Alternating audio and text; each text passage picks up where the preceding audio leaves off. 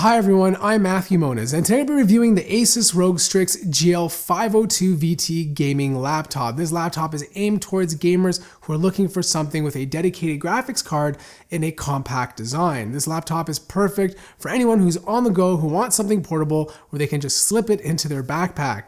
Now this does pack a punch, don't let its size fool you. It is capable of running most games comfortably at 1080p, so here's my review.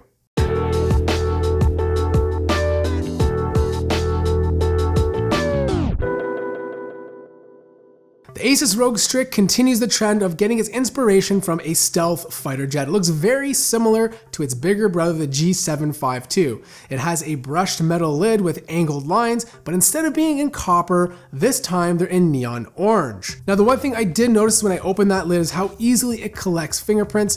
The rest of the laptop is made out of plastic, and that includes the brushed deck that looks like metal. Plastic is a better option for most larger laptops as it does help keep the weight down. The Strix only weighs 4.8 pounds, which is a little bit heavier than the Razer Blade, but more than half the weight of the 17-inch ROG G752. In terms of ports, on the left it comes with a USB Type-C port, USB 3.0 port, HDMI, mini display port, Ethernet jack, and a power connector. On the right there's an audio jack, 2 more USB 3.0 ports, 1 full-size SD card slot, and a Noble lock. The Strix comes in 2 models but in different configurations, but the main difference is that the GL502VT, which is the laptop I'm reviewing, uses a GTX 970M graphics card, while the GL502VY uses a 980M. My review unit also comes packed with an Intel quad-core i7 6700HQ processor, 16GB of DDR4 RAM, a 15.6-inch 1920 by 1080 Full HD display, and a 1TB hard drive. This is the entry-level model, and it retails for $1,400 US. Okay, so getting inside is fairly easy. All you have to do is unscrew the screws on the bottom and you're in. Now the first thing you're going to notice is 2 fans with a bunch of heat pipes running back and forth. Those fans are spray painted neon orange in order to keep up with the theme. On the top right you have your hard drive, which can be easily swapped out with an SSD drive if you want quicker speeds. On top of that you have your 8GB SIM right in the middle, which is swappable, and the other 8GB SIM is somewhere else on the motherboard that requires a little bit more work in order to get to.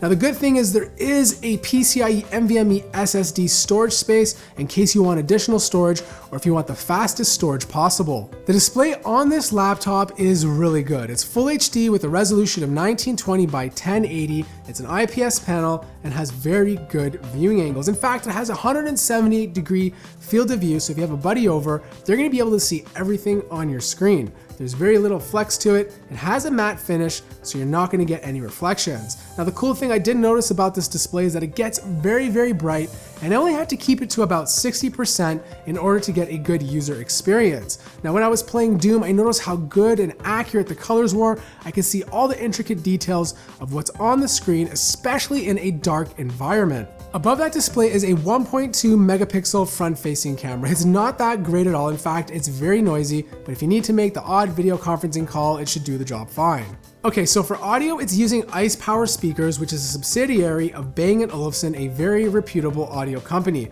They're placed on the deck, which means they're forward-facing, which is always a good thing. I did find the highs to get nice and loud, but the mids felt washed out, and the bass is non-existent.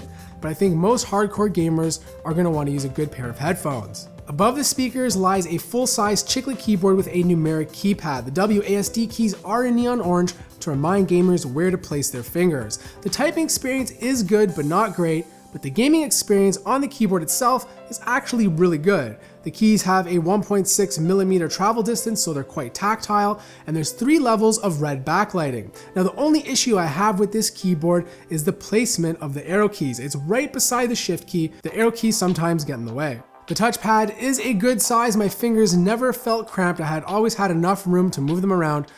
Pinch to zoom, scrolling all work great, and it also has palm detection when you're using a third-party mouse, so if your palm is resting on it, it doesn't click or get in the way when you're playing a game. Now it's not the greatest touchpad. I did find the accuracy to be a little off. I think most people who buy this laptop for gaming will want to use their own third-party mouse.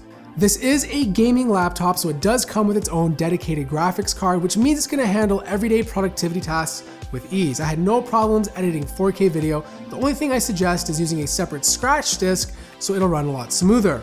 On top of that, I had no problems having 15 to 16 Chrome tabs open, watching more than one full HD video, and the laptop handled it like a champ. The first game I ran was Overwatch, and it's a brand new game by Blizzard. It's a first-person shooter, and it's very addictive. Now, the thing about Overwatch is that they cap the frames per second. So if you're using a monitor with a 60 refresh rate, the most FPS you can get is going to be 10 above that, which is 70. So I was getting 70 frames per second at 1080p Ultra the whole time without it dropping whatsoever.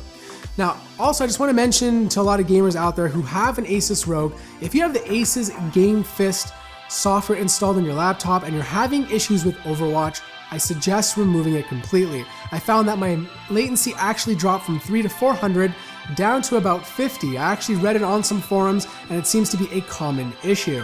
The next game I tried was Doom at 1080p on high settings and had no issues running between 40 to 50 frames per second. And the last game I tried out was Heroes of the Storm, and I was getting about 70 frames per second when there was no intense fighting going on, but the frame rate would drop to about 40 to 50 frames per second when the battles started getting very intense. Now I was running it at 1080p Extreme. I'm sure if you reduced it to Ultra or even high, you can get around 60 frames per second. And one thing I noticed is that the top of the deck was getting really hot. So I did a heat test and it was averaging temperatures of 128 degrees Fahrenheit, which is really high in my books. I usually like the heat to be below 110 or even below 100. On the back, it was averaging about 120, which is lower, but overall, it's a major concern for long-term use. And finally, the battery life. And I was really shocked at how good the battery life was for a gaming laptop. I was getting over 5 hours of battery life before needing a full charge. And this consisted of things of browsing the web, watching movies, and doing general productivity tasks. Alright, so here are my closing thoughts. This is a great portable, compact gaming rig. Now, obviously, it's not going to be as portable as something like an Ultrabook or a 2-in-1 device. It's not supposed to be. But for a gaming laptop with a dedicated graphics card with this much power, it's pretty compact and it's great for students who want a gaming laptop where they can carry around from dorm room to dorm room or from class to class. Or even if someone who just loves to game and is always traveling a lot. On top of that, you get a great screen which offers amazing color and accuracy. You have lots of ports to hook it up to anything you want to, including an Ethernet jack. And on top of that, it's very easy to upgrade. You can swap out the memory, you can add an NVMe SSD, and you can change up the hard drive.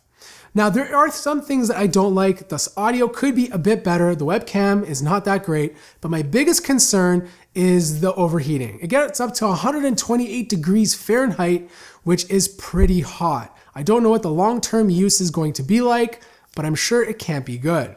Thank you guys so much for watching this video. If you enjoyed it, feel free to smash that like button. If you're new to the channel, subscribe. And as always, I will see you in the next video.